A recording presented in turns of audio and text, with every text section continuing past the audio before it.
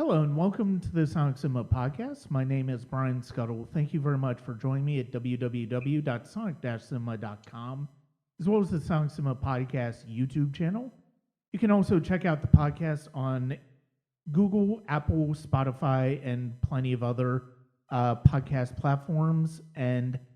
But mainly, you can also check out the YouTube channel where I also do some quick reviews. You'll also see interviews with filmmakers and you can, as well as any live streams that I do on Twitch will go up on there as well. And that's just Sonic Cinema Podcast on YouTube. You can also check me out at www.patreon.com/Sonic Cinema. There you'll get exclusive access to reviews for older movies, deep dives into films and film series that I tend to do, and more, especially as film festivals and the Oscars come up in 2022. That's something you can look forward to at www.patreon.com/SonicCinema. So it's interesting because in 2001, we got two very different fantasy franchises that started, and both of them in their own ways were big risks. I would argue that none was riskier than Peter Jackson's doing an adaptation of J.R.R. Tolkien's The Lord of the Rings. And that's the one we're going to be discussing today as the 20th anniversary of Fellowship of the Ring comes up. Join me to talk about these movies are a friend of mine from high school, Eric Sansone, and a friend of mine that I met through my work, Jeff Darden. Thank you very much for joining me. Thank you. Yeah, good to be here. Since neither of you have been on the podcast yet, I wanted to give people a brief sort of introduction to you guys in terms of how you came to The Lord of the Rings as a book, and sort of any histories that you have with the series in general. And let's go ahead and start with Eric.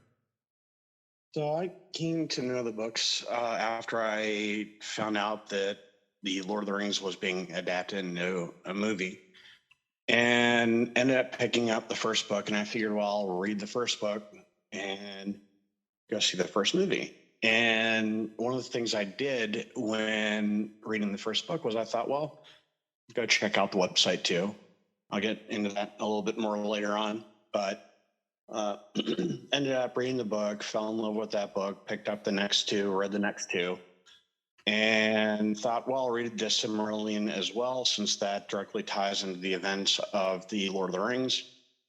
And ended up really kind of falling in love with both the way it was written, the complexity, and just the detail that went into creating this world, the languages that were used in the books, which, by the way, Tolkien did develop those on his own. But really, it made me fall in love with this fictional world that just was now being developed into a movie, since we had the technology to do them. So that's where I ended up falling in love with that particular world. Okay, Jeff, what about you?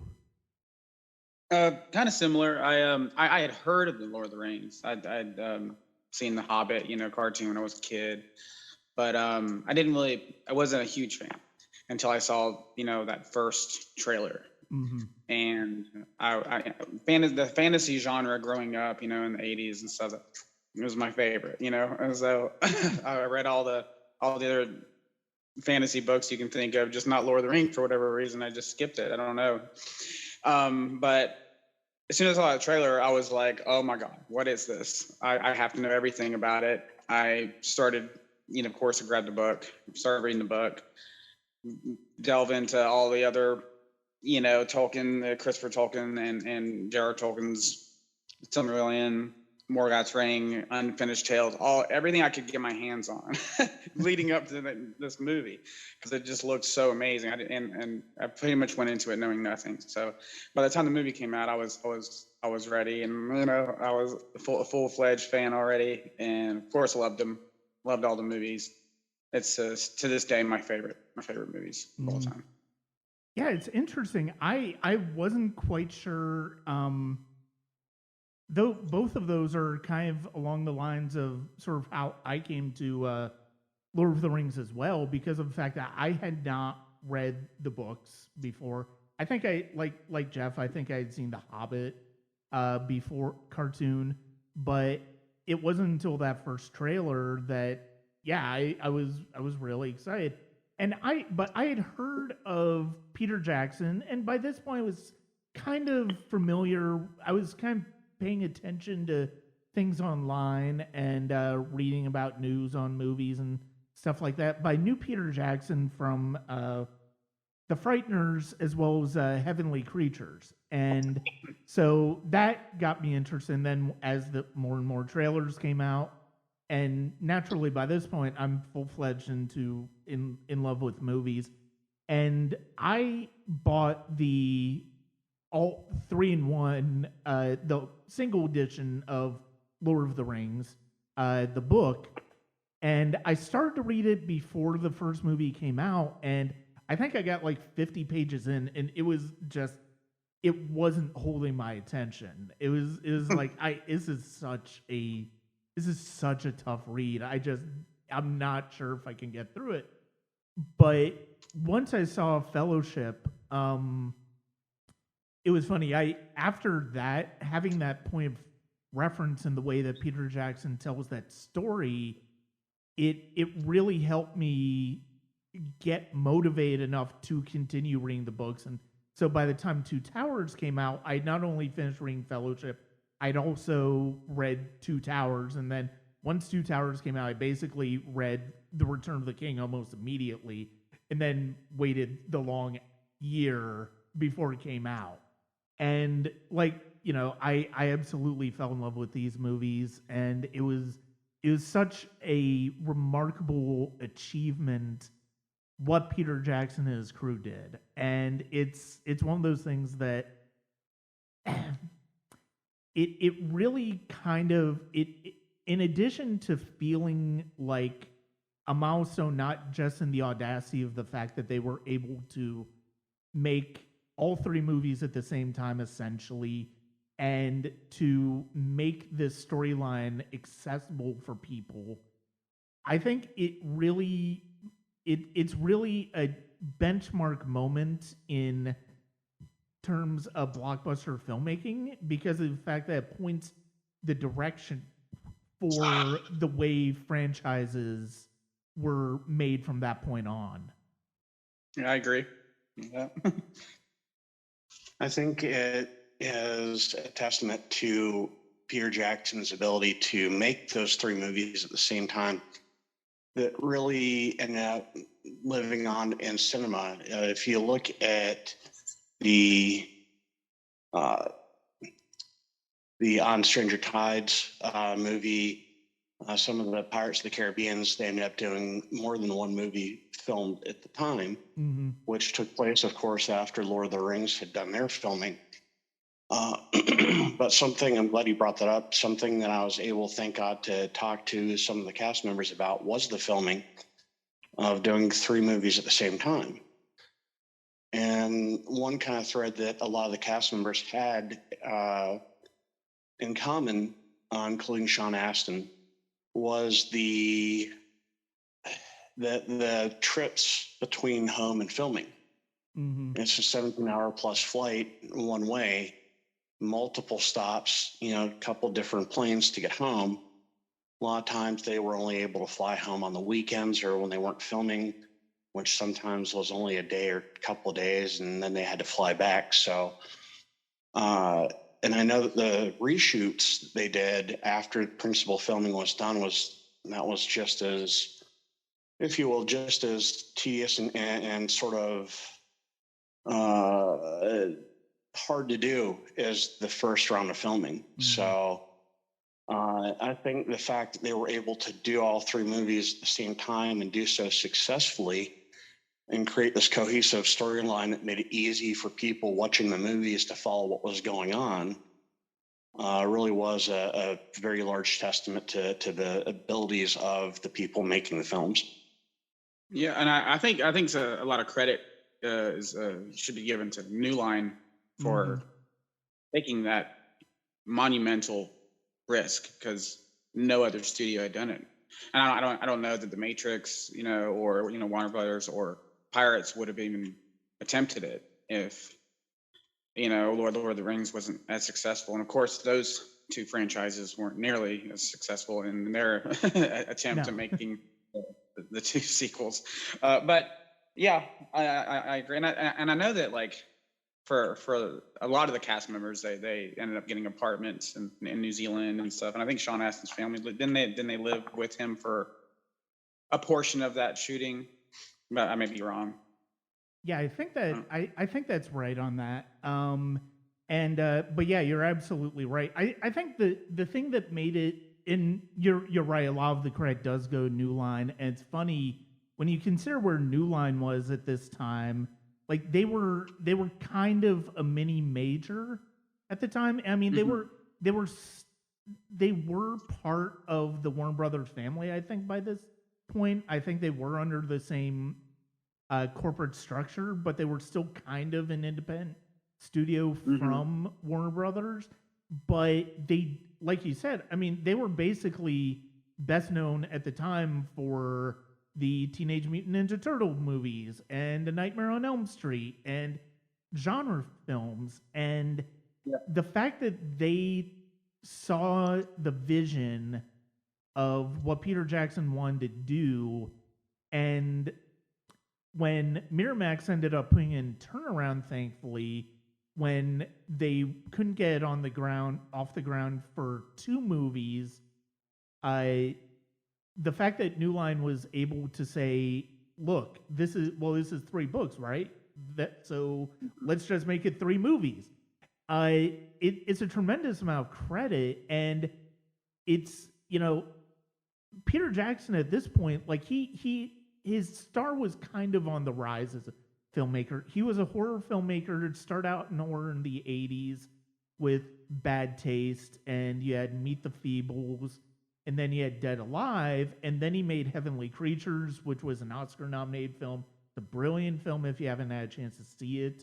And then he did The Frighteners for Universal, and, even though it wasn't a successful movie, you could kind of see the way he was working with visual effects and the modern CG. You could kind of see where some of those skills would come in handy for Lord of the Rings.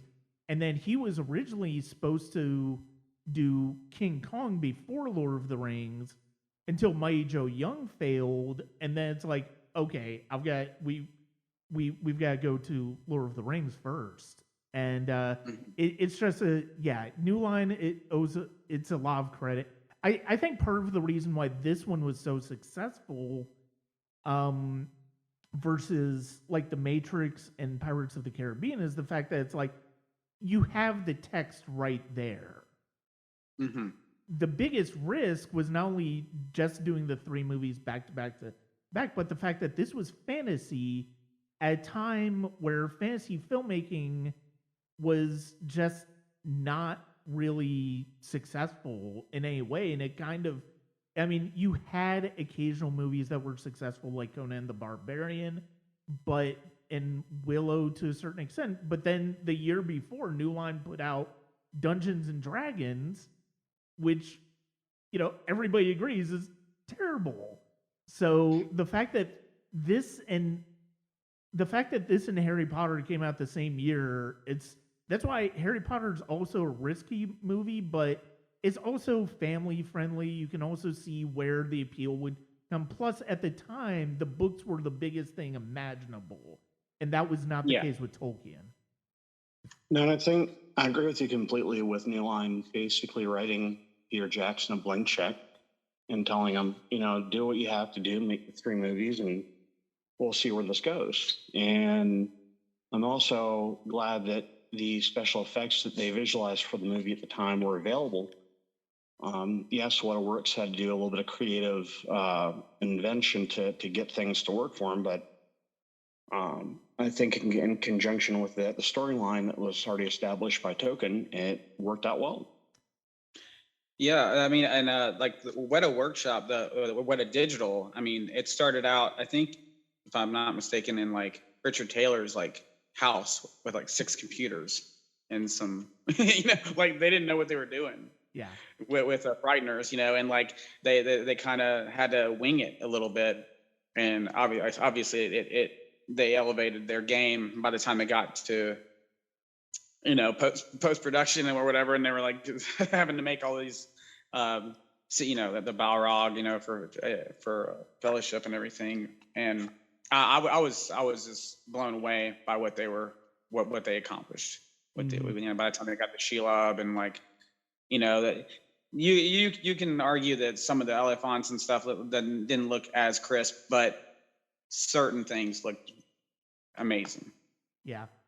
Were either of you had either of you seen any of Peter Jackson's films before Lord of the Rings? Yeah, I saw Dead Alive. Of course, I didn't know at the time that I was Peter Jackson, and I had seen Heavenly Creatures. Again, I didn't know it was Peter Jackson. I didn't know the name Peter Jackson until, and I saw Frighteners. So those 3. But again, I didn't place I didn't connect the dots at that time. But I'd seen them, and then going into the movie and stuff, I did, of course, some research on who's Peter Jackson, what has he done? Oh, okay, he did that, stuff like that. I had seen Frighteners, but not anything else, and kind of was left scratching my head, going, "Well, who the hell's Peter Jackson?" Yeah, Peter Jack. I think I can't remember if I had seen Frighteners first or Heavenly Creatures. But I know I did see both of them. I want to say it was probably Frighteners first. I saw that at the University Theater, Georgia State, and I just had a blast watching that, and it was such a fun movie. I mean, at the time, Michael J. Fox, you knew him as Marty McFly from Back to the Future and Family Ties, so it's like, yeah, that's interesting. And then going back and watching Heavenly Creatures after that and seeing the invention and the imagination behind that, and seeing the way that he was building fantasy worlds, the fact that, and you talking about how Weta Digital began, I feel like that's kind of the way every effects house has ever been. Because you hear the stories about ILM being very similar in terms of how they built the effects for Star Wars. Yeah, and I remember The Frighteners was one of the first movies I'd ever built. And for those of you out there who don't know, Brian and I both have been projectionists in our day. And I remember I think I messed up building it. I built one of the reels like upside down and backwards or something. Ooh, so, and I remember screening the movie, and I was like, that's not right. So I got a crash course on how to fix that. Thank God, I just thought it looked cool, like, oh, this is like a new Ghostbusters or something. I'm gonna watch this, Thank God I did. I screened it, and then Yeah, and the thing is, so much of what you can't take away the fact that it's like, if this movie was, I can't imagine this movie being made any other place than New Zealand. And the fact that Peter Jackson essentially had a country behind him where he could visualize the film and they would allow him this massive undertaking is a true tribute to New Zealand in general, and just how the fact that he was able to sell them on his ability to make this movie in addition to selling New Line on as well. So I think you kind of hit a good point there. There's at least in my opinion, and I could be wrong, there's no other place in the world that he would have been able to film Lord of the Rings without heavy editing to make sure that there were no airplanes in the background, there were no buildings showing in the background, that people weren't driving around with cars, roads, that sort of thing. And I think New Zealand was one of the only countries in the world that could offer the kind of background that it did without heavy editing. Yeah. Mm-hmm. And I mean, you got so many like of those wide panning shots, of them like running or whatever, or climbing the mountain as a fellowship, or whether they're running through Rohan or whatever.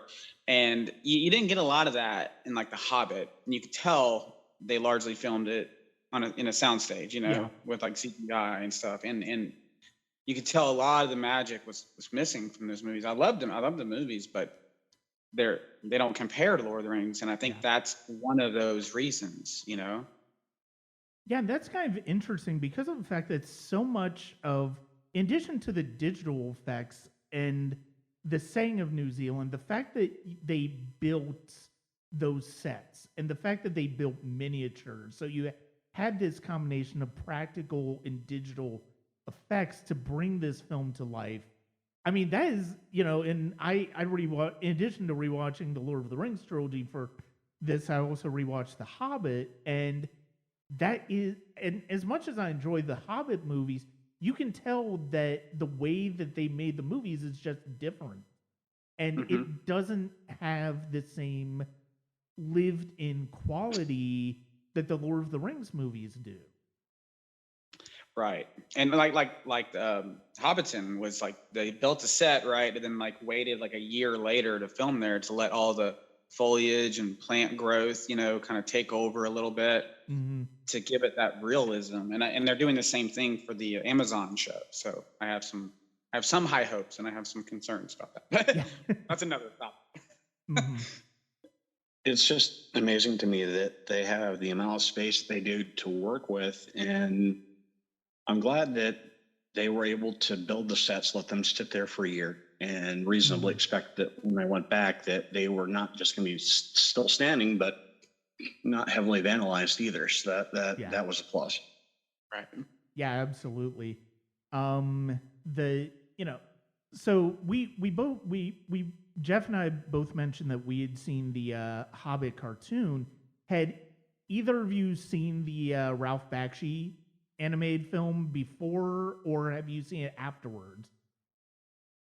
I have neither seen it before nor after. It's one of the ones I've got to go back and watch. I did, of course, during that, like when I saw the trailer, during my time of like catching up, to the Lord of the Rings fandom. Of course, I ran out and I found it and bought it. I was like, I gotta watch it. I was so hungry for anything Lord of the Rings. So and I watched it, and of course, if you've ever seen, Wizards or it was Ice and Fire or Fire and Ice, whatever. Yeah, then you know what you're getting into a little bit. I thought it was good. It was what was the guy's name? John Huston? He played he played Ollivander. Oh, John Hurt. Yeah. Hurt, right. Yeah. He played the voice of Aragorn. He did really well. There's a lot to love there. There is, but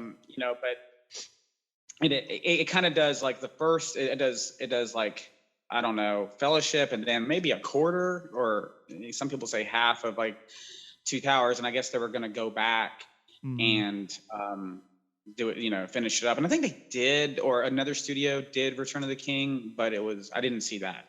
Yeah, it was Rankin Bass who went back and did Return of the King as a cartoon, because it's in the same kind of style as the Hobbit cartoon. Right.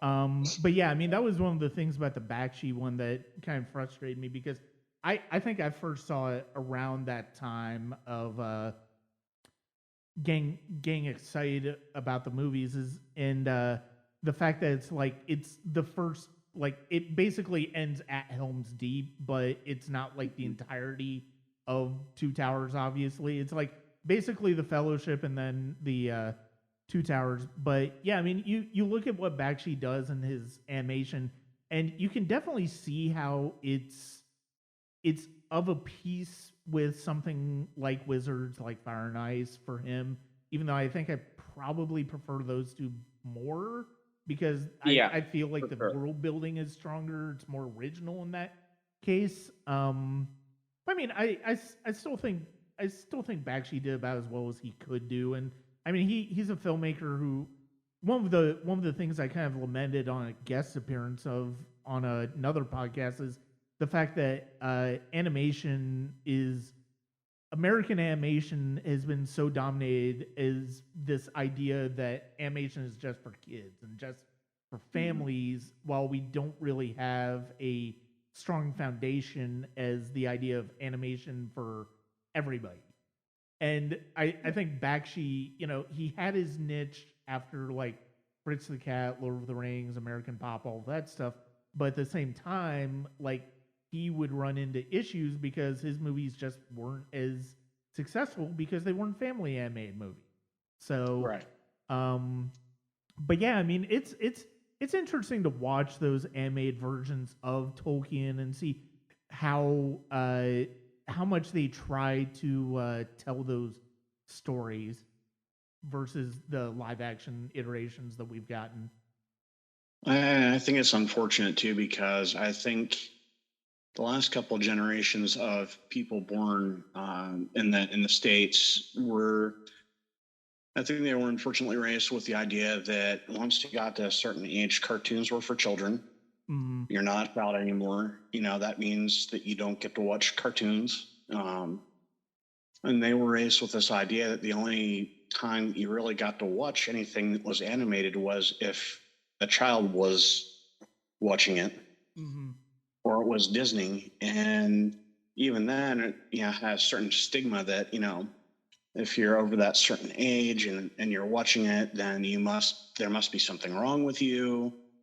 Or, you only put those on when there were children present, that sort of thing. So I think that kind of hindered the success of the animated series or animated movie that, it just wasn't as successful because you had groups of people out there, generations that were thinking, well, it's animated, I'm too old for animated. So we'll just leave that for the kids to watch. You know what I mean? Yeah. Yeah, absolutely. I mean, obviously, after the Bakshi film kind of failed, like Jeff said, I mean, Rankin Bass basically went back and did Return of the King, but I mean, they did kind of in the same vein of what we get in the Hobbit animated cartoon, which is fine. It's it's okay for what it is, but I mean, it's not necessarily. It still doesn't necessarily feel like what that movie should have been. Yeah, and there's, I mean, you can't connect the two at all because the elves, the way they look, and the Rankin Bass movies versus the Ralph Bakshi ones. Ralph Bakshi, they basically look like humans with pointy ears, but in the Rankin Bass one, they look like gremlins. Yeah. So you can't like watch those as a whole, but. Yeah. What was it about when you guys were watching when you guys were reading the books, when you guys were watching the movies, what was it about the world that Tolkien built and then the world that Peter Jackson visualized that connected with you as people taking in these movies and these stories? Well, for me, because I saw the trailer first, right? So that imprinted in my brain as this is the way the world looks. This is how it's supposed to look. These are how the characters are supposed to look. So I had no previous, I guess I'm trying to think of an example. It's like when you read any book, right? And you love that book, and then they make a movie, and you think, oh, that's not how I envisioned that guy, and that's that's not how I viewed. That's not the way the castle's supposed to look. That kind of thing. So I guess I was totally fine with how everything came about. I know there are some people who purists who have been reading these books since like the 50s or 60s, and they weren't happy with it. Even Christopher Tolkien is given his opinions on how the movies came out. I loved it.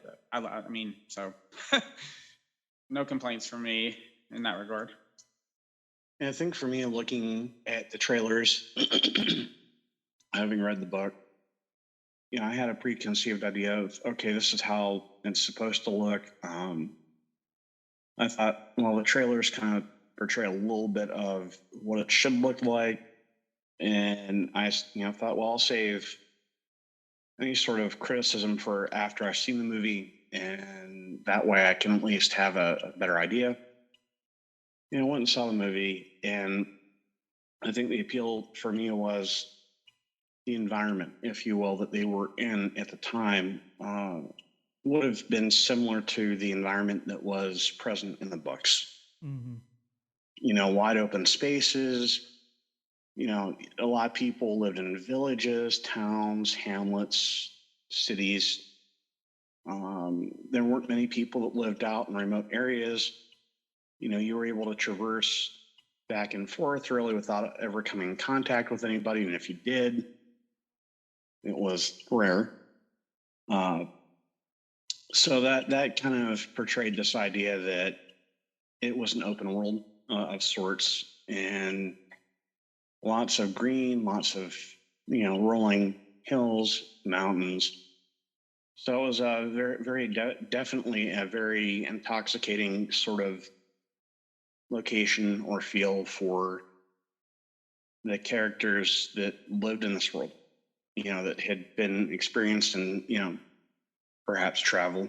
But it definitely gave an idea that, what was happening was much smaller than the world that they were in, even though it was, to them, a very big deal, if that makes sense. Yeah. No, and the fact is, one of the things that I know for me personally, I mean, like I said, I had read like 50 pages of the book, so I didn't necessarily have much of an idea of like what I was going to get from the movie, but I know once by the time Gandalf arrives at Bag End and that scene with he and Frodo ends, like I was completely on board. I just loved what we were seeing of Hobbiton, of the Shire, the music by Howard Shore. It's one of, like I've said a couple of times in the past week. I think like Howard. I'm a huge Star Wars fan, but I think Howard Shore wrote the best score for any trilogy we've ever seen. And I agree. you get from a thematic level, you get from an emotional level, you get consistency in it, you hear the themes, you just understand what they're there for, and they're completely memorable. And it's funny because of the fact that at the time Howard Shore was best known for his collaborations with Cronenberg, for his collaborations with Jonathan Demme doing horror and drama, and you didn't necessarily expect something like that out of him, and he did as good of a job scoring that as John Williams has of anything. But by the time and it's weird because that was a moment in time for me that to a certain extent I was ready for something like that, because it was in 2000 that I lost my grandfather, and that was hard for me, and that was hard for me to get past. And I made it through my last year of college, and then the next few months was I really started watching movies, but at the time I was watching movies on a regular basis, but at the time I wasn't really in love with many of them that I was watching. And I think one of the things that so captivated me about Lord of the Rings was almost from the second it started, the storytelling just enraptured me. Like I didn't have to make any excuses for, oh well, it's like it takes a little bit of time to get going, but once it does, I'm completely on board. It was like, or oh, the storytelling's a bit choppy, and that wasn't really the case with Fellowship of the Ring. It was like once you have that, you get that introduction of the history of the ring and the history of Middle Earth, and then you get into the story of the Shire. And I was just completely on board from minute one, and the way that the storytelling unfolded, just it was riveting to me. Yeah, I agree. Like it's one of those, like, I'll always remember that moment, that whole scene when, Frodo jumps on Gandalf's cart, and they're riding through, Bag End with that music, that score playing. That's like one of those, like, I'll always remember that moment when I first saw it, because I was just like completely in awe. I was like, oh wow, this is 1,000 times better than I could have ever expected. You know what I mean? Like, already I was like, this is amazing. Like, It was, yeah, it definitely kept my attention. It didn't really make me have to think or fill in the gaps or wonder, hey, we've skipped some parts. I wonder what happened. Very easy to follow. Very easy to become involved with, or forget your surroundings so that you can immerse yourself in the film. It didn't leave a lot to the imagination, even though it was as immersive as it was. And it just managed to keep my attention the entire time while the film was going, which is not something I can say that a lot of films do. Yeah. A lot of times I'm left kind of twiddling my thumbs going, okay, come on, let's get to the point. When is this going to start becoming something I'll be able to pay attention to? I'm getting bored. I didn't find myself thinking that during this film in particular. I wasn't left, twiddling my thumbs. It was very entertaining, very, very good to follow. So it was definitely memorable. What was the and I think that is especially, and I think that's especially important when you're talking about a 3 hour movie, because I mean when you have a 3 hour movie, or you have basically a movie over 2.5 hours, you have an expectation that you're going to get a lot of information, and you also kind of have to a certain extent, in the back of your mind, even if you're not necessarily thinking about it, you feel like the film has to earn it to a certain extent, to earn that runtime, to earn that much of attention, because of the fact that most movies at the time were not around that time, especially blockbusters. Most of them were around between 2 and 2.5 hours. If you pushed over 2.5 hours, you were really trying the patience of the audience.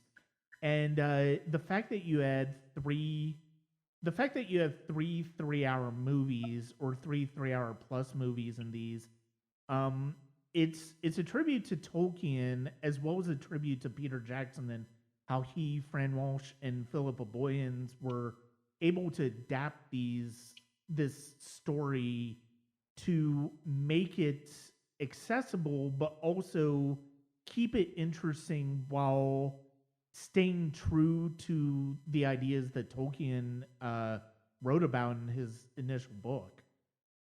And that was something I remember that the production companies had brought to Peter's attention, was they were concerned that these 3.5 hour movies were going to lose the interest of the audience. Mm-hmm.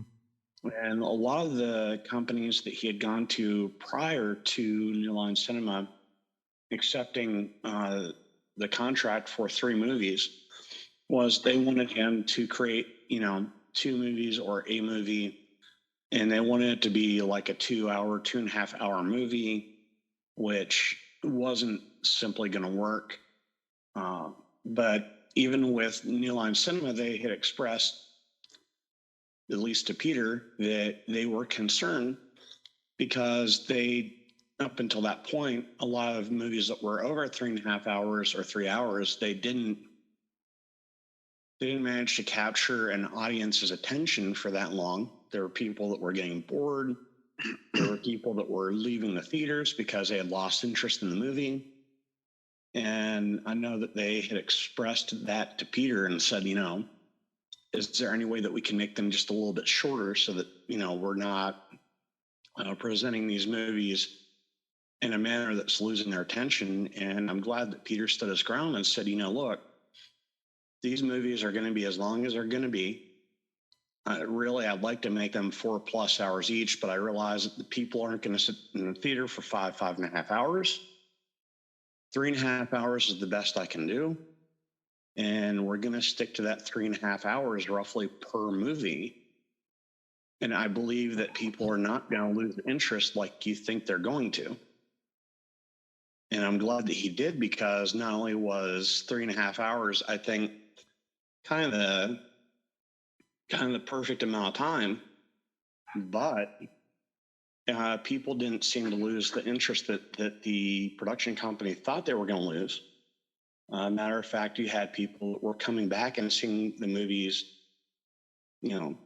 sometimes as many as 15, 20 times per person, and that they were staying entertained the entire time that the movie was rolling. They weren't leaving to go up to the concession stand. They weren't really taking bathroom breaks. They were staying in their seats, and they were enraptured by the movie. Yeah, I know. I definitely. I'll admit, I was trying to think about, because it's been a while since I've thought about. Well, first of all, it's been a while since I've seen a movie more than like 3 or 4 times in theater. But I'm fairly certain I might have actually seen all 3 of these at least 10 times in theaters at the time. But I mean, I also didn't have nearly the responsibilities I have now. So, yeah, it was something that I definitely went back to time and time again. I know that there were times I saw it, I think 5 or 6 times, but there were people I talked to that had seen it well over a dozen times. Yeah, I saw Fellowship at least 8.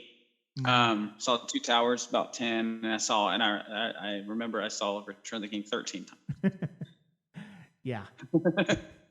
Yeah. So, yeah, I mean, at that time, and I remember I thought I was done seeing Fellowship, and then like me and my buddies, this was like a couple of weeks before, or not weeks, maybe a couple months before it was supposed to be coming on, VHS and DVD, and we saw we found a dollar theater and it was still showing it. And we're like, wow, we gotta go one more time.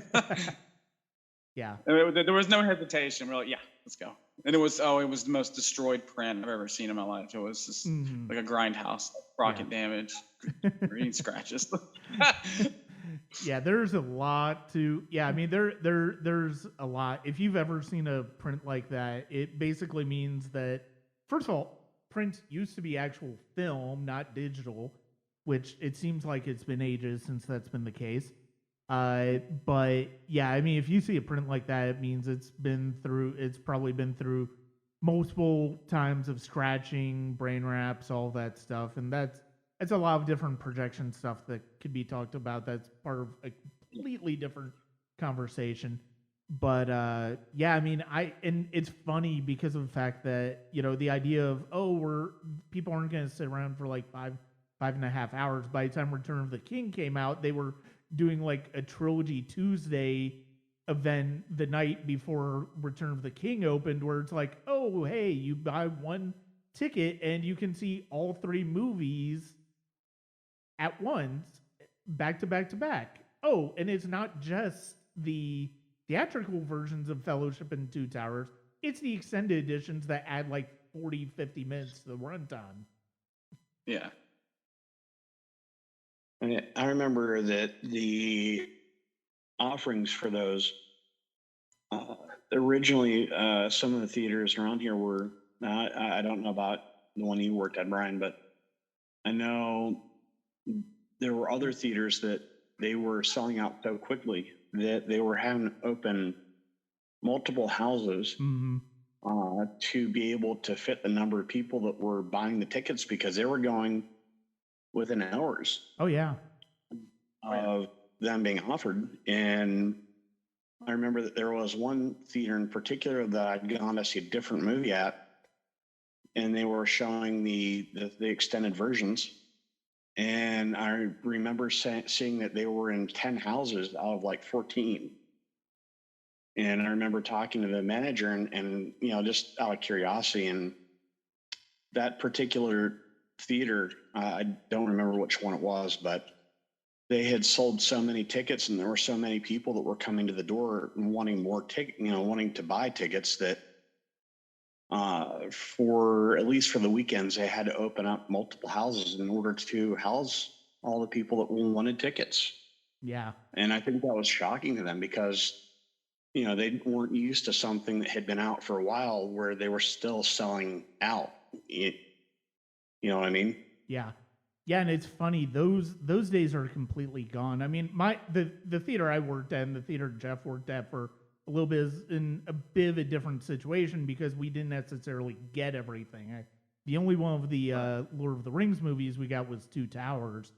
But yeah, I mean, I remember the mad dash when Return of the King tickets went on sale, and it was just absolutely bedlam. And like the Trilogy Tuesdays sold out immediately, and were probably and some of those tickets probably ended up on eBay, like we're seeing with Spider-Man tickets. And it's one of those things where, yeah, I mean, and it's funny because you just don't see that anymore right now. And I mean, even when Endgame, something like Avengers Endgame came out, like it just wasn't it. You wouldn't see packed houses for months on end, like you would with something like the Lord of the Rings movies. And it's just such a different landscape right now as far as movie going. Yeah, and in fact, as long as I've worked in theaters, I never worked at a theater that had any of the Lord of the Rings movies because when Fellowship came out, I was at Lennox and Phipps got it, and then I went over to the Terra, which is an art house, for Two Towers and Return of the King. So I had to see that. I had to go to see and other theater. I never got to see, Lord of the Rings movie in the theater that I worked at, unfortunately. Mm-hmm. Yeah, and like, okay, so if they had 10 screens going, that's a lot of interlocking because a theater would only get a certain amount of prints, Yeah. like 35 millimeter prints. So if you added shows, that means you were interlocking, and Brian and I know how much of a headache that is. Nowadays, you can just like, I'll just take the hard drive and put it on this server, over here on the projector 4, and it's easy. Yeah. There's nothing to it now. So yeah, it's a lot easier now, but back then it was a nightmare to have interlocking done on two separate houses. But when you're talking about interlocking for 5 houses, that brings a whole new nightmare to that. But yeah, no, the thing with the landscape now. Of course, you have Marvel that's building this whole cinematic universe, which is great, but at the same time, you don't have that same environment that you had when Lord of the Rings was coming out, where it was all part of the same story, all part of the same movie. Mm-hmm. And it's unfortunate because a lot of theaters that are looking for that one movie wonder that's going to be able to do that. But realistically, stories like that really, I think, only come by once in a lifetime. Mm-hmm. And if the proper attention is not paid to it, the proper effort is not put in, then you're going to see that hitting the theaters and not having the intended effect, or just bring those people in. And I hate to say it, but up until Lord of the Rings and ever since then, there have been so many missed opportunities that it makes me wonder, was it budgeting? Was it the actors? Was it the director that just missed the vision? Did they not have the ability to have people excited to come see the movie? And I think it may be another 20 years before we see anything else happen like with Lord of the Rings. It just... Well, yeah, I mean, I think the planets aligned a little bit, with Lord of the Rings. I mean, all those things you said, marketing, the actor, everything, has to line up to make a movie like Lord of the Rings. Yeah. And that's a rare. It's obviously it's a unicorn. Mm-hmm.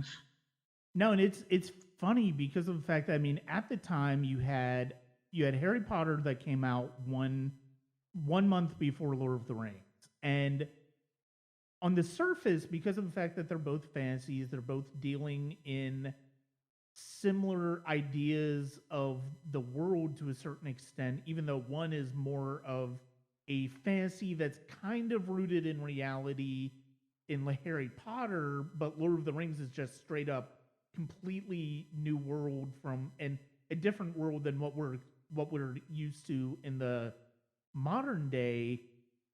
The fact that those two hit and the fact that those two succeeded at the same time, and we also have to keep in mind, this was at a point where Star Wars was in the middle of the prequel trilogy as well. So you had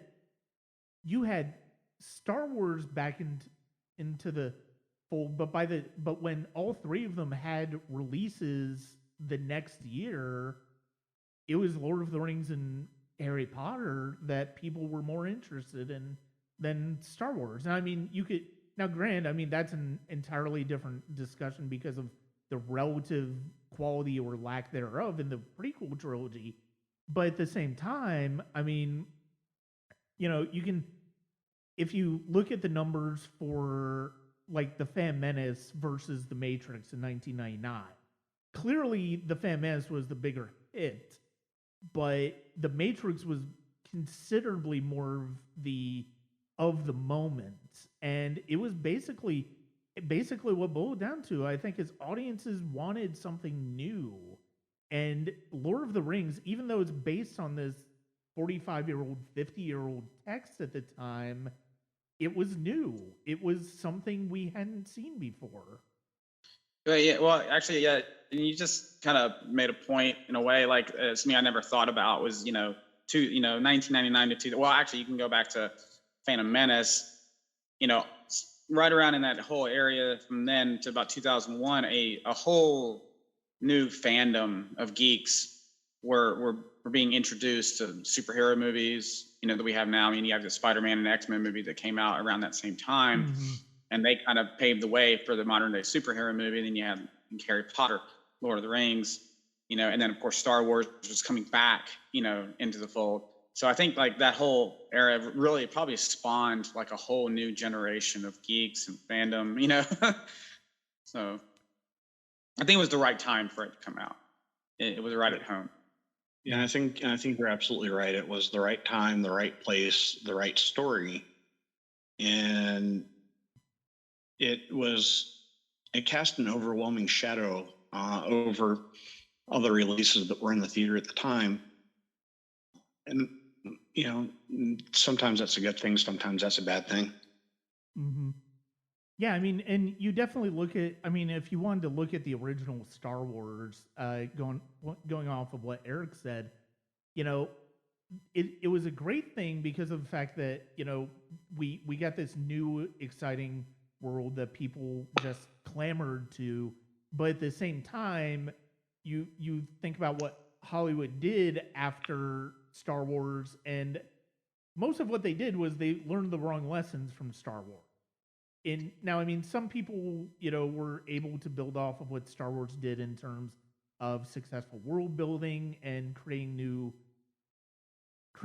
images for us, but at the same time, there were a ton of pretenders and there were a ton of movies that were clearly inspired by Star Wars to a fault, where they were basically just lesser Star Wars. And you certainly saw that after Lord of the Rings and Harry Potter as well, especially with something like Aragon, which came out a few years later, which was, adapted from a young adult novel, but at the same time, it's very obviously trying to go after this audience, and it just didn't work.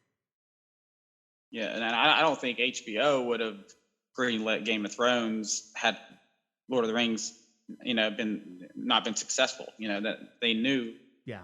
there was an audience for it. Mm-hmm. Yeah, absolutely. One of the things that I've always kind of thought about, and this was, this was a movie. This was one of the first blockbusters, along with Harry Potter, that came out post 9/11. And I feel, and I've always kind of thought like this and Sam Raimi's Spider-Man that came out the next year were probably two of the movies that really, part of the reason they were so successful was I kind of feel like they tapped into a hopefulness and something, a need for heroism that really audiences kind of needed after 9/11. And Harry Potter was kind of the same way, but at the same time I feel like you would read, I remember reading reviews of Fellowship of the Ring, and where they would mention look through the movie, even though it was clearly made before 9/11, through a post 9/11 lens in terms of good versus evil, that type of story. And that's one of the things that's always kind of struck me about, I think, the way the movie landed with audiences as well.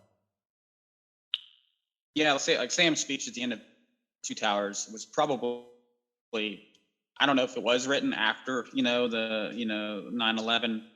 If it wasn't, it's an amazing coincidence. But that speech basically is it's a very inspirational speech. It's meant to lift people up, and it hit home, I think, with a lot of people. Mm-hmm. Yeah, definitely. Definitely, I think was the right sort of speech at the right time. People were really kind of receptive to the idea that, things are bad now, but it's going to get better, right? Mm-hmm. Yeah, and it hit home. Mm-hmm.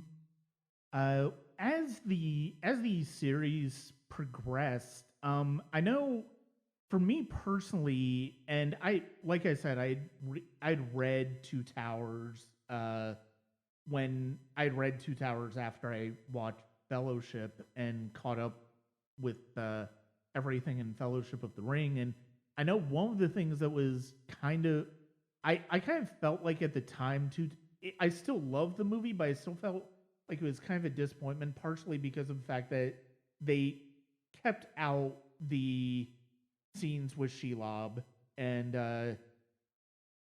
that part of the trip. And but at the same time, you also see very much the foreshadowing of what's to come at the end. But it feels like with Two Towers, they definitely made more changes to the text, especially with the way they portrayed Faramir, than they did with Fellowship of the Ring. And how did that work for you two after you watched the movies? Well, for me, like, okay, yeah. So you mentioned Shelob, which is my favorite part of the entire book series. That whole Stairs of Carathungal, Shelob's Lair, and Choices of Samwise Gamgee are my three favorite chapters in literary history, because it does such a good job of foreboding this thing. You don't know what it is. You didn't have Gollum's little speech at the end of Two Towers, the movie, so you didn't know what. You knew that they were heading into something horrific, but you didn't know what. And I was just like turning the pages, like, oh my God, what is happening? And I think the movies, that's my one criticism of the movie, is they really missed a huge opportunity to end it with Shelob. But I understand why they didn't, because if you're reading the books, after the Fellowship breaks, you have, it basically is two separate stories going on. You have Sam and Frodo's story, and then you have Aragorn, Legolas, and Gimli's story. And they break it up in those books, and they're running parallel to one another, right? So from a chronological standpoint, the movies did it probably correctly, right? It's not they didn't follow They couldn't do that because of that. That's what I'm trying to say. Well, Shelob's Lair, that's in the books, I think was a pretty brilliantly written section even for the movie or for the book. But I remember that there was a bit of behind the scenes tension when it came to the structure of Shelob's Lair, how they wanted that portrayed, whether they should end the second movie with Shelob's Lair. And I remember that on the website, I'll get into that later, but there was a lot of communications going on that they needed to include more of what was in the books in the movie. And for one reason or another, I think the reason that was given was they just didn't have the time and the budget to put the full encounter in the movie. Right. So they did what they could in order to make that a reality. But I mean, it's a brilliantly written idea and encounter. Kind of disappointed they didn't end with Shelob's Lair, but at the same time, I understand why they didn't. It created a strong opening for the third movie, for the third act, I should say. Yeah. But, I'm glad that they were able to successfully as well relay the story of both parties simultaneously without having people going, but wait, why, huh?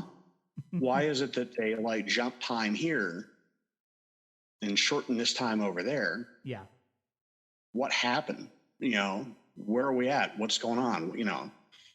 And that's something that a lot of filmmakers really struggle with, is the ability to do that and do it successfully. And not have your audience kind of scratching their head going, there's a time gap. What the hell? Why are we missing time? Yeah, I mean, I think for part of it, you definitely feel like you want to, because the middle act of a trilogy is always difficult. And what do you want to end that on? What emotional note do you want the audience to leave the audience with on at that point? Because you think about Empire Strikes Back, and it's like, well, that part of the story is over, but they have this other thing that they're going to do now with Han, but it's still kind of a melancholy note because of everything you've learned in the last 15, 20 minutes of that movie with Darth Vader and Luke, with Yoda and everything.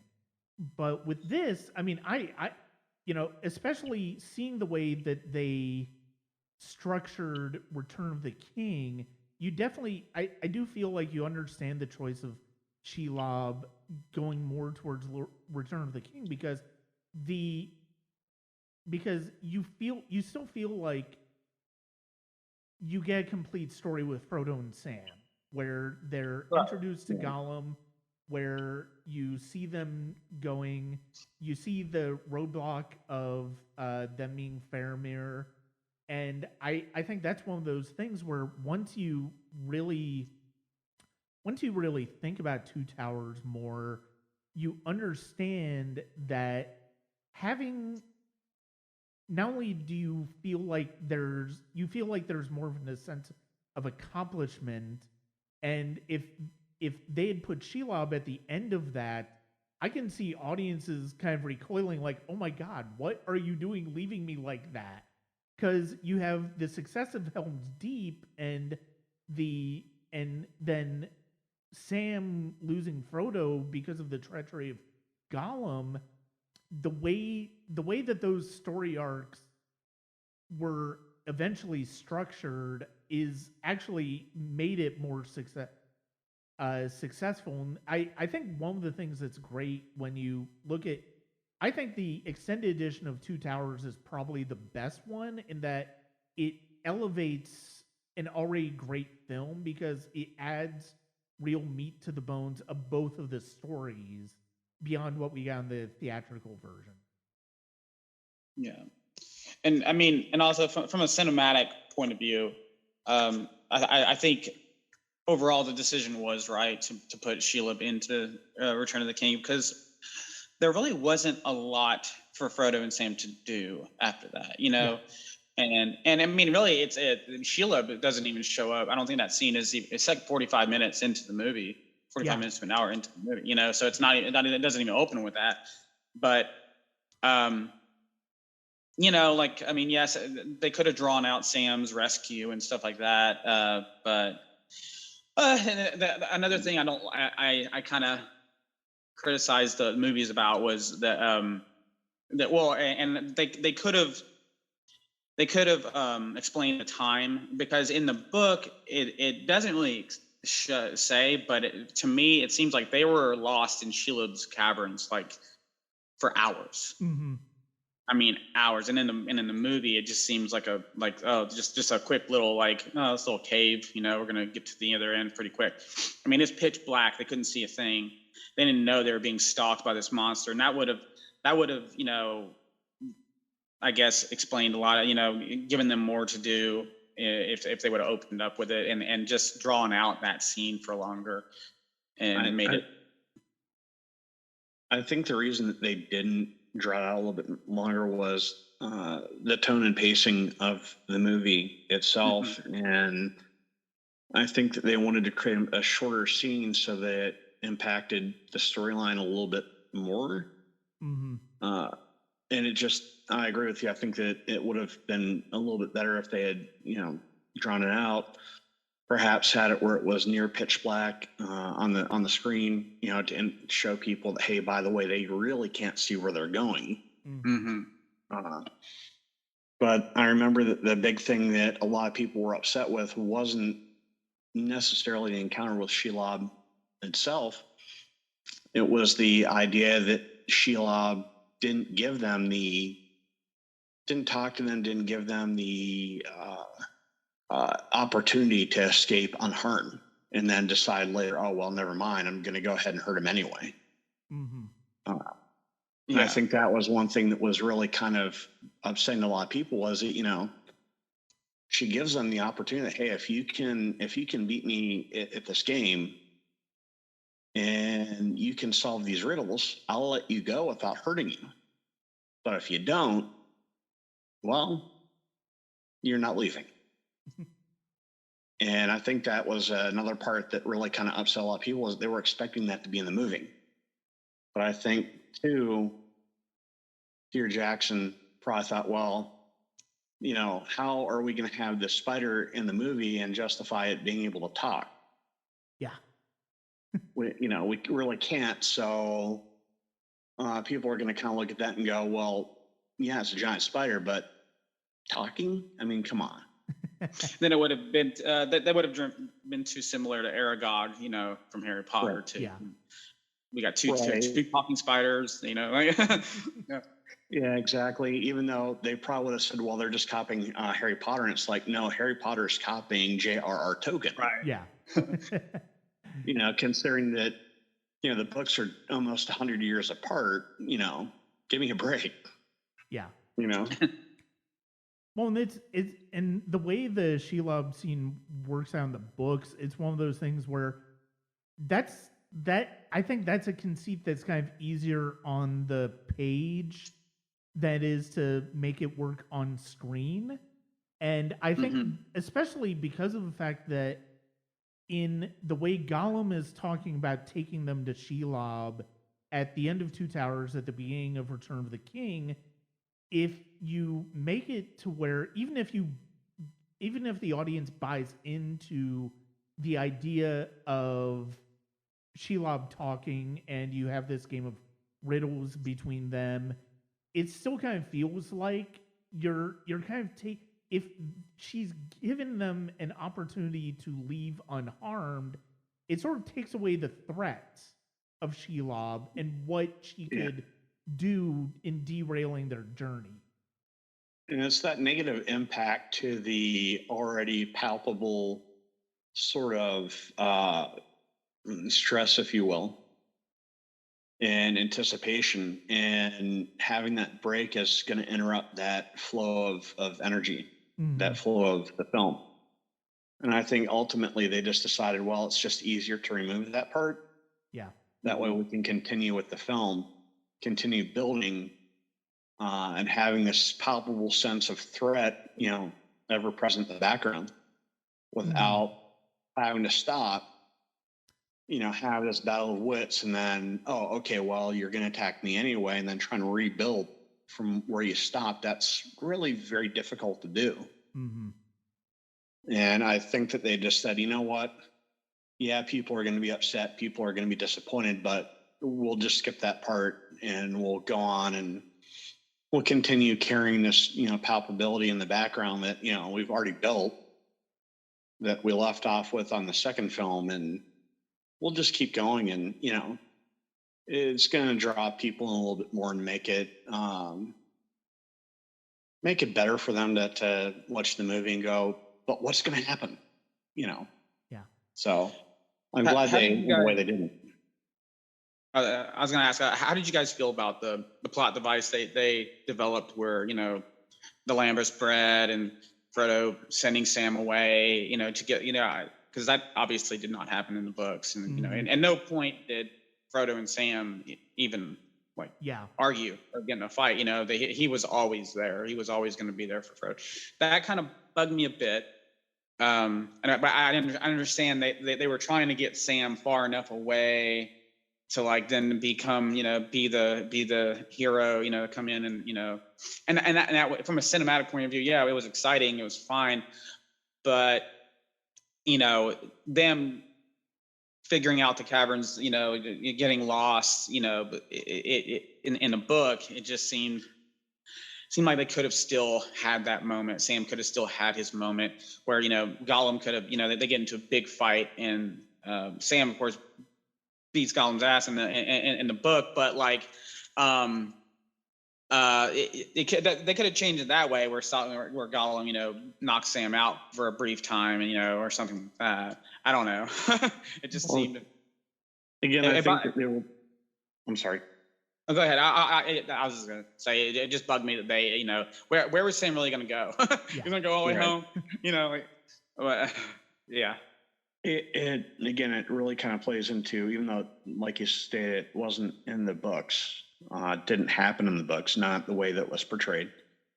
But I think that they were trying to create more friction between Frodo and Sam, building that excitement, building that tension, and they were using that as kind of a plot point. I think that Frodo doesn't have his protector near him, so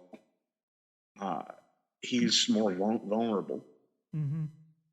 And yeah, I mean, I think it, I think it's obviously, I think, a more cinematic choice, and you're right, Jeff. It's like, because where is Sam really gonna go all the way back to Bag End from there after Frodo sends him away? I mean, what's going to happen there? I mean, that's not really a realistic idea, but I think it plays into a couple of ideas because of the fact that it makes Gollum's, it kind of makes, sort of in the same way that Wormtongue was sort of this devil in, how come I can't remember the king's name? Oh my. Saruman?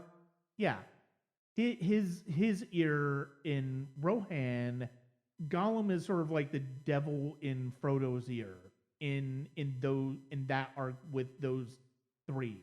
And so I think you have an idea there where it's like you really want to emphasize that Gollum is truly a threat to, beyond his obsession with the ring, he's truly a threat to the mission of destroying the ring, but also it makes it more, it gives it even more of a heroic idea to, you have that intercut, you have that one cut of Sam falling down the stairs and realizing just how much Gollum betrayed him, lied about it, and so, you don't see him going back up, but then it gives you that moment where when Sam shows up to confront Shelob, it gives it a more an even more heroic part. I mean, it's basically a cinematic.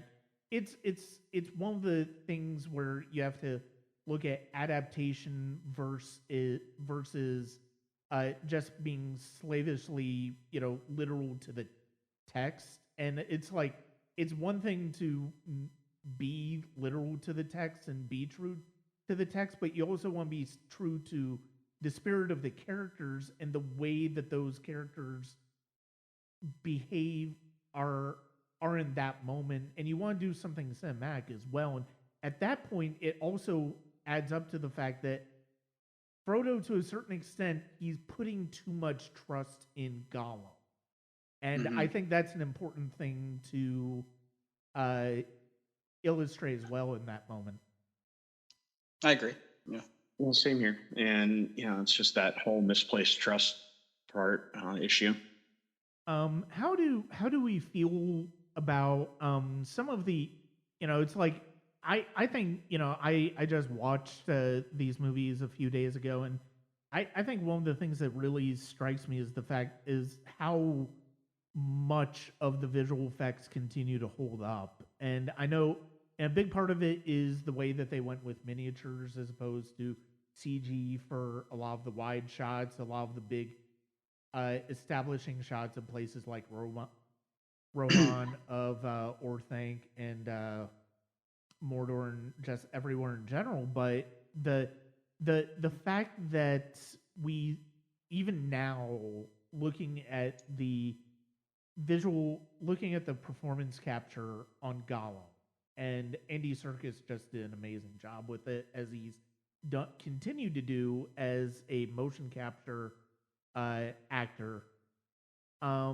You see that, and it still holds up very well compared to the visual effects of even Gollum in The Hobbit: An Unexpected Journey, but also compared to something like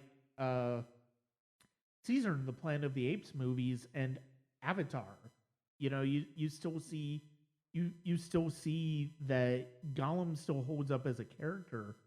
And then you have the Ents, which, could have been the most ridiculous, silly effect. The idea of walking and talking trees, but they feel completely organic to the nature of the world that we see. And I mean, you mentioned some of the Oliphants not really, you can kind of see the seams there. And I mean, you can sort of see the Army of the Dead is still very, it's very much CG, and it's very much what we would expect in that after the Frighteners. But there's such an attention to detail, and the fact that they basically built those visual effects to last. And I think that's one of the things that's most impressive about watching those movies now. Yeah. Absolutely. And when you're making a CGI and stuff, and you're using you have a use of shadow, and you can use your environment to sorry, getting all these Amber Alerts. You can use that to make your characters look better. And the Oliphants didn't have that. They were under they were in the daylight. It was very harsh light coming on them, and that's hard to do. It's hard to make a CGI character, look good when in natural daylight and stuff like that. But yeah, I mean, like if you ever, I'm sure we've all watched the extended edition, and and this part what stands out to me when they examine this piece of armor, and they show see this little piece of detail right here. This is not going to show up on camera. We know we know it's not going to show up on camera, but we put it in there anyway.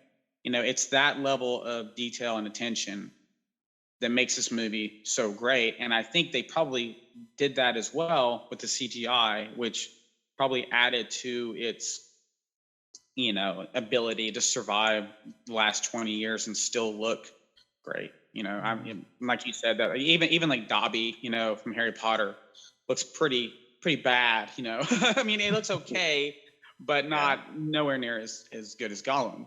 And that's ILM versus Weta Digital that didn't have any real, didn't have nearly the resources that ILM has, Well, I think a very important part was anything that was in the Battle of Pelennor Fields. Of course, it's going to showing it up in harsh daylight. Even before then, when you see the Oliphants marching towards the battlefield, they're being shown in a harsh natural light, which again, any sort of CGI is going to have a tough time showing itself and being realistic on being able to hold up years later. But I think the difference with Gollum is that he starts out in a dark environment. He stays pretty much in a dark environment the entire time.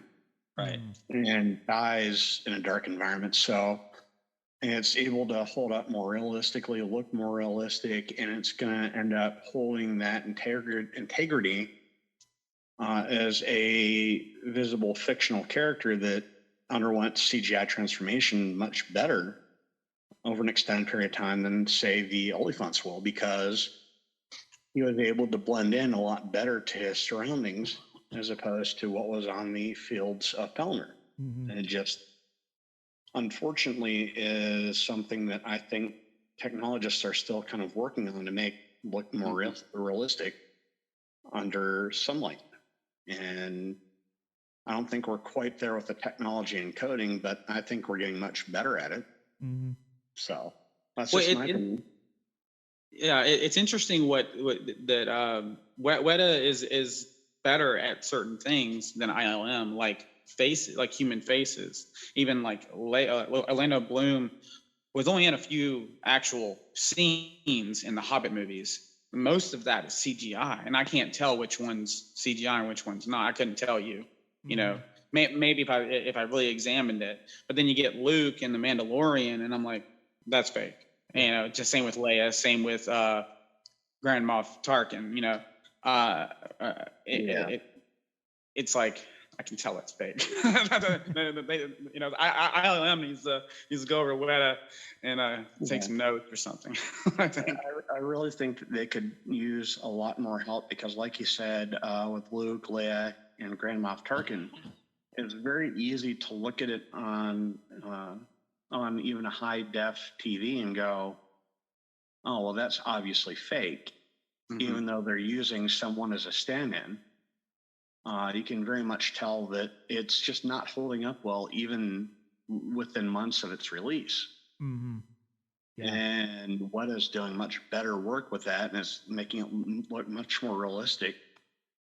And with some of their stuff, like you said, I'm left looking at it going, I'm having a hard time discerning what's real, what's CGI.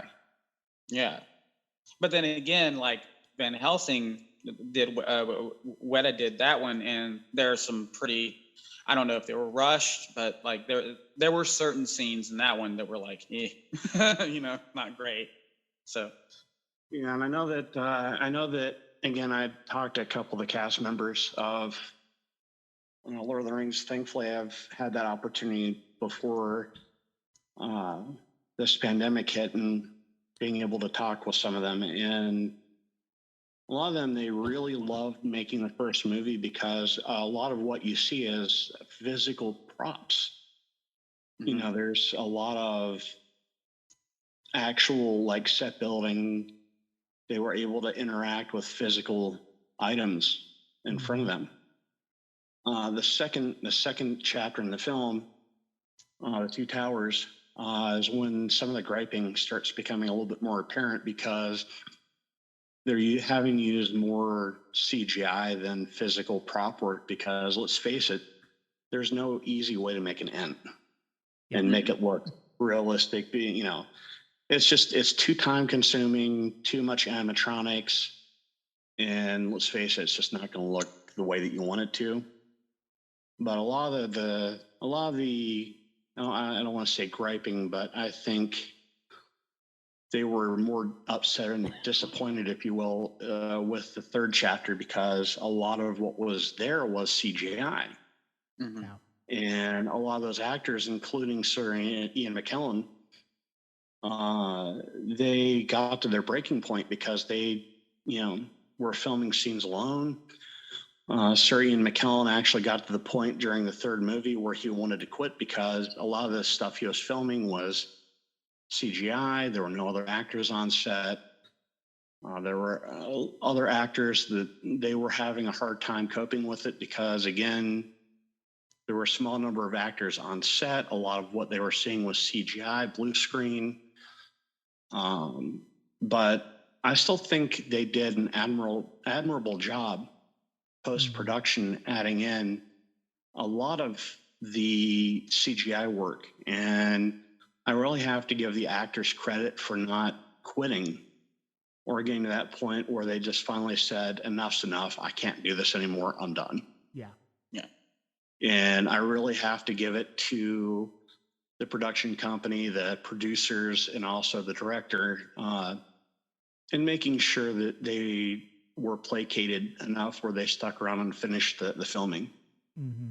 But I'd have to say that the CGI work that was done on the film has held up quite well, even 20 years later. Mm-hmm. Yeah, and that's one of those things where even if you watch like all of the bonus features and the appendices and the extended editions, it's like it really doesn't. You see so much of the tactile detail of the sets that they made for those that you don't even think about the fact that as the narrative gets bigger, as the story gets bigger, as the set pieces get bigger, there's going to inevitably be more and more of a reliance on CGI. Even when you have stunts, you can't realistically do like the Battle of the Pelennor Fields realistically with just stunt people and all of those elements and do it at budget that would be even remotely reasonable. And so it makes a lot of sense that they would, as the films go on with more and more CGI elements, that it would make sense that would frustrate the cast even more. Right. And even with the Battle of Pelennor Fields, you're talking about, 16 to 18,000 individual people that would have to show up to film that battle sequence in certain places. And let's just face it, the budgeting for that would be a nightmare, let alone trying to individually coordinate each person. Okay, this is what you're going to do. This is how you're going to fight your part of the scene. It just turns into a virtual nightmare that it's not feasible. It's not something that can be done easily without going, okay, well, you know what? We're going to film significantly less people. We'll just fill in the rest with CGI because you know what? It's too much of a nightmare. Mm-hmm.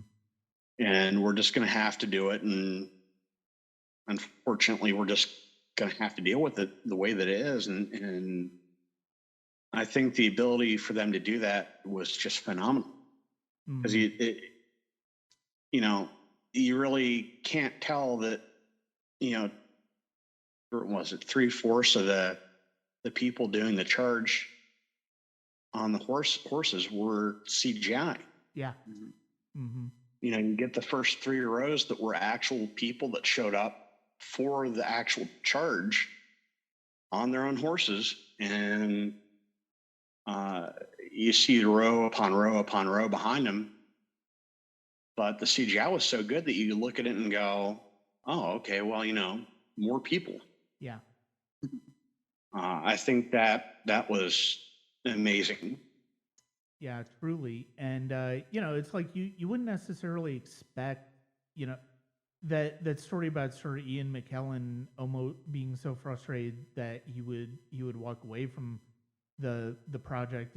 It really is striking because of the fact that you would never notice it when you're listening to him tell Pippin the story of the land beyond the falls, the undying lands in that amazing scene in Return of the King. You could never pick up on something like that. And that's just one of those moments. Those are the moments that really stick with me most about these movies and really connect with me the most about these movies.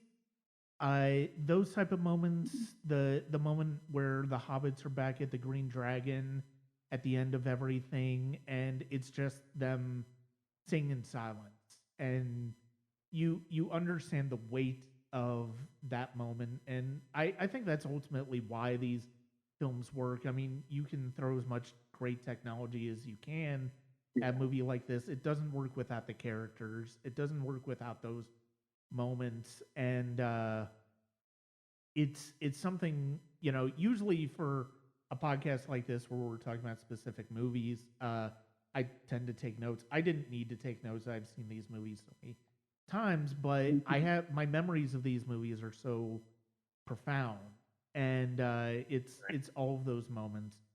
And what are some of your favorite, as we get ready to wrap up this conversation? I'm really glad we were able to have this conversation and really talk about these movies in a way that I think, you know, it's easy to really appreciate and say online, oh yeah, I love these movies so much. It's another thing to really dig deep into what about these are so special.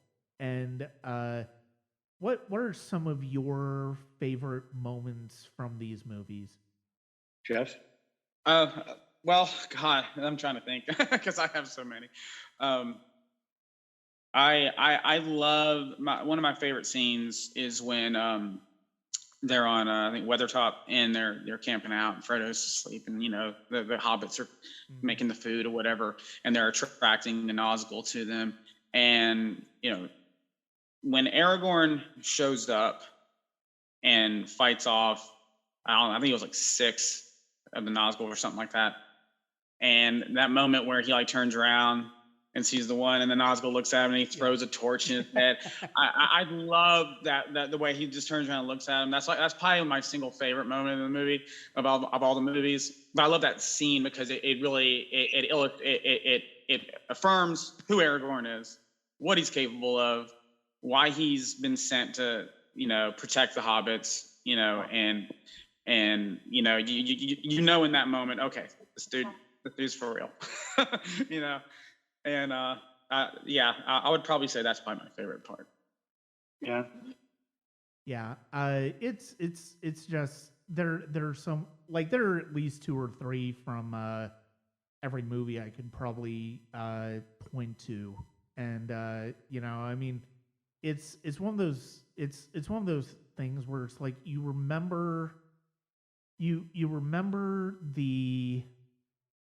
in watching a movie like the movies like the Lord of the Rings trilogy, you remember it. Movies like that sort of take you back to the appeal of some of the great movies. You know, it's like you're think about the original Star Wars trilogy. You think about like Raiders of the Lost Ark, or even that trilogy. You think about E.T. to a certain extent. There's a level of imagination. There's a level of inventiveness and daring in those movies that really I think connects with I think that you can tell, even movies that basically become established classics over the years, like you can, you know, they will always stick with you because of the fact that they just become part of your they just become part of that lexicon of cinema knowledge, of culture, that you continue to come back to year in and year out. And I think the thing about the Lord of the Rings is they, against all risks at the time, it feels less like a risk the more you watch it, because of the fact that everything about them ended up so right, and everything about them, it just, every choice makes sense. And you know that, if I'm gonna, just as we wrap up, I want to give you guys a thought anything else that you guys wanted to say about these movies, feel free before we wrap things up. I think for me, there's two distinct things that I'd like to cover real quick before we go. Probably one of my favorite scenes in all three movies is when the during the Battle of Pelennor Fields, where she rips off her helmet and says, "I am no man." That particular scene has stuck with me since I saw the initial film. The other thing I want to go over real quick as well too. One thing that did endear me to the films was that they were having issues kind of interpreting certain scenes. Christopher had gone through hundreds of pages worth of notes that his dad had left, and Fran, Philippa, and Peter had been getting with him, and they were kind of having trouble, if you will, fleshing out certain scenes or interpreting certain scenes and going, how is it that J.R.R. Tolkien had actually seen the scene? So one of the things they did was they created a website for Lord of the Rings, and part of the website was that they would post a scene, and then they would post a certain number of interpretations of how they thought that scene should play out. People were able to go on to the website and vote for certain interpretations, ones that they thought were more accurate to the scene. And then for, I think it was $40 or $50, you could have your name attached to the end of the film, and you also had to join one of the film guilds.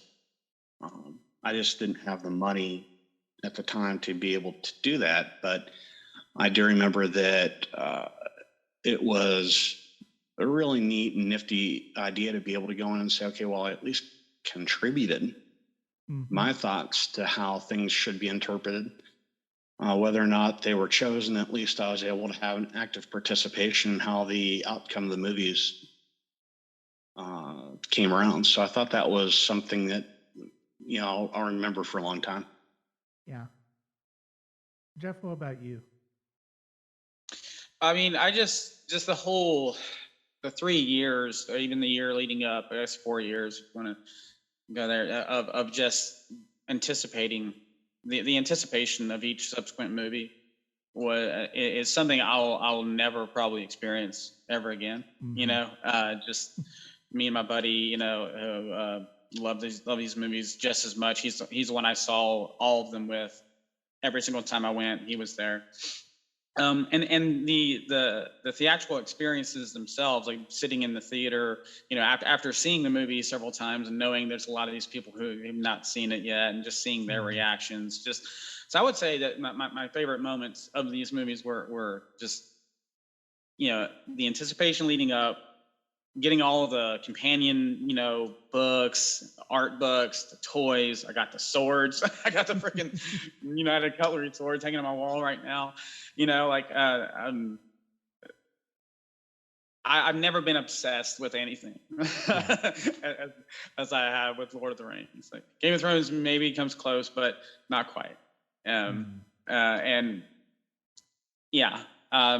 That's all I would add, was just that I cherish those years of just being a movie lover and knowing it wasn't a question of, I wonder if Towers is going to be good. Fellowship was good. I wonder if, of course it's going to be good. You knew it was going to be good.